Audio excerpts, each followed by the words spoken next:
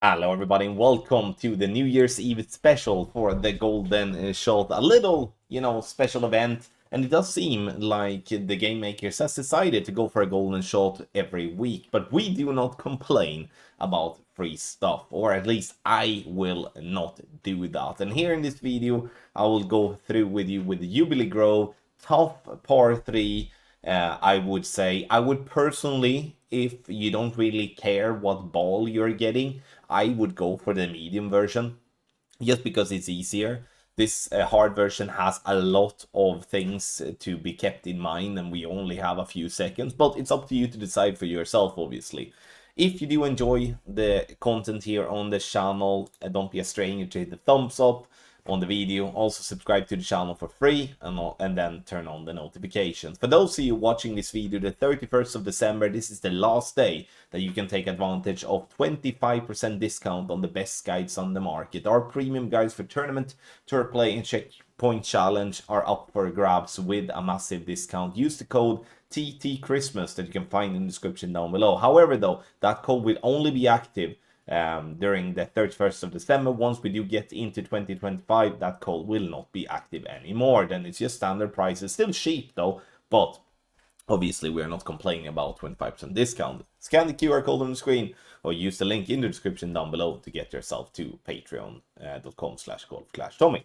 All right, Jubilee Grove, hole number 7. This one is difficult for basically one reason here, and that is the backspin. We do not have enough backspin to let us bounce on the pad or bounce on the fairway before the big bunker and the rough. So that means that we are forcing ourselves to give ourselves play at the rough bump. The problematic thing by once again with this not having enough backspin, it's like, sure, I could bounce the ball over to the green, but you will never get the ball to stop in time because the green is downhill. So the ball will roll and roll and roll and most likely get yourself out of all the rings, and you will not get shit. So therefore the rough bump, why it's an aggressive line, that's the only way for us to go about it. Wood club minus 10% with min numbers. You have the VPR table on the right hand side. We do have 5 to 7 miles per hour. All of that would obviously be in the text guide. And now you can see the first landing position we're going to have a look at. That is the one if we do have a headwind or we do have a crosswind. We are going to aim with the bullseye by the edge of the rough, so by the last pixel, and with the yellow green to be, or yellow ring be by the green where the fringe meets the green. A bit finicky spot to find, but we're aiming at the very edge there to allow ourselves to still hit the rough in the headwinds without having to use a lot of overpower. But that's obviously something that will still be used, not maybe obviously, but we will still be using some overpower here in headwind. And you can see it here, just before circle drop overpower in all headwinds, not in direct crosswinds. Now, here comes the importance with having some sort of a guide, because obviously there's a lot of things here now getting added, but that's only going to be applied in the headwind angles. If we do have a tailwind, that's the one we want to have, because that's going to be the easiest one. Because here we're using the top of the inner ring to be where the rough meets the fairway, with the ball guideline to point towards the hole, and that is before spin. The inner ring that I'm talking about, it's the same as calling it the green ring. It depends on what way you are used to talking about it. So that's the spot that we are looking for, ball guideline towards the hole. We're using the same VPR table in this spot, and here in tailwind, as we are pulling down into the bunker, we are not going to have to do any overpower or underpower for that matter. The ball will still be hitting the rough. However though, something that needs to be said whilst we are watching the videos here is that if you do have a wonky pull angle, if you do have ball centering that is not that good, meaning that you have some accidental overpower or underpower or curl, that will most definitely have an impact on your shot. And that's just how it is when we're playing aggressive lines like this. But like I said, this is the only way for us to actually have a sniff at the hole-in-one, and the only way as well to consistently have the correct speed to get the ball to stop around the pin. Otherwise we will always fall long. Now you can see we do have a headwind. We're setting it up finding the aim point with the bullseye and the rings. And when it comes to the headwind, remember, we are using overpower here in headwind. Perfect ball it is, and we're looking to aim to land on the rough. You see, we land center rough, which is a good thing, meaning that there are rooms to hit great right and great left. However, though, there is no room to have like a bunch of extra type of overpower, or we're getting underpower and stuff like that. That's the difficult part, not hitting great or not. We're getting a Crimson chest here. We do get some cards in it, and you can see here there that I'm using some of the older videos for this playthrough. That's why you can see the Royal Ball. You're winning Berserker Balls just as per normal. This was a special event when we had this one the last time, but it plays exactly the same. Just that you're not having the same type of balls in the prize chest. Now we do have a Tailwind. You can see here now that we're aiming with the green ring / inner ring by the rough / fairway line.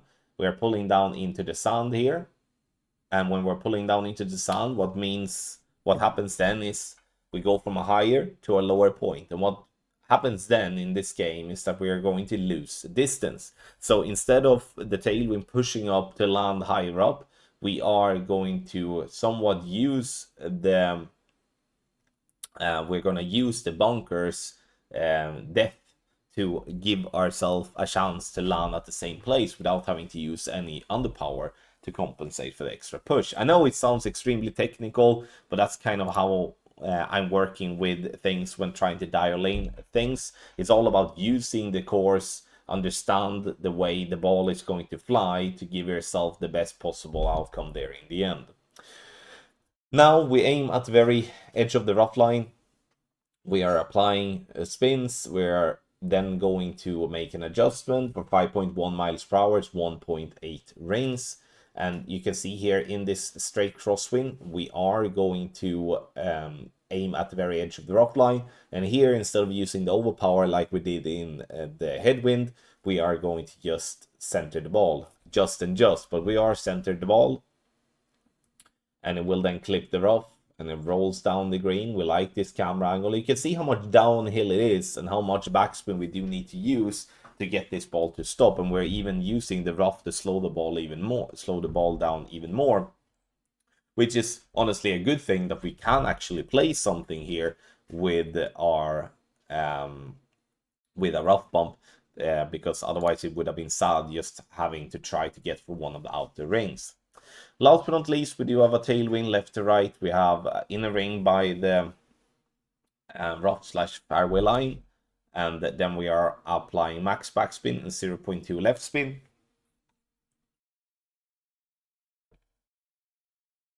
For 5.7 miles per hour, we are adjusting 2 rings. And you can see here that we're pulling down into the sand. We are going from a higher to a lower point. We therefore don't need to use any overpower or underpower to compensate. So center the ball, hit perfect, and we will then land to clip the rough. We roll down the green, and we are getting this one dead nuts. As we say in Swedish.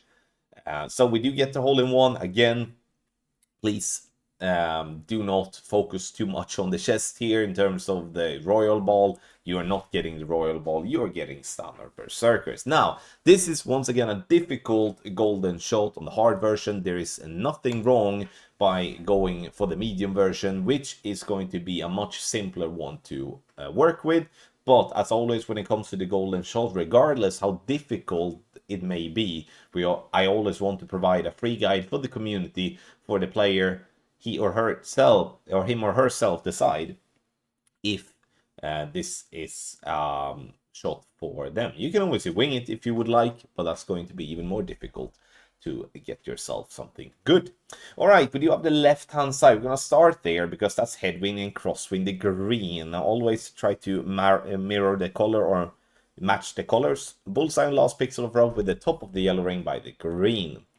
Just before circle drop, overpower in all headwinds, not in the direct crosswinds. Spins, direct crosswind left to right, max backspin 0.8 left spin, right to left, direct crosswind, max backspin 1.2 right spin, left to right crosswind headwind, 4.1 backspin, and 0.5 left spin. Right to left crosswind and headwind, 4.1 backspin, 0.8 right spin. Direct headwind, 3.9 backspin, and half a bar of right spin. What you need to have in mind here is that the blue boxes, that's just to indicate that that's when you're going to use some overpower. Now we look at the right side of the text guide, the red part of it. Before spin, inner ring by top of rough, line with ball guide pointing towards the hole. Inner ring can also be called the green ring.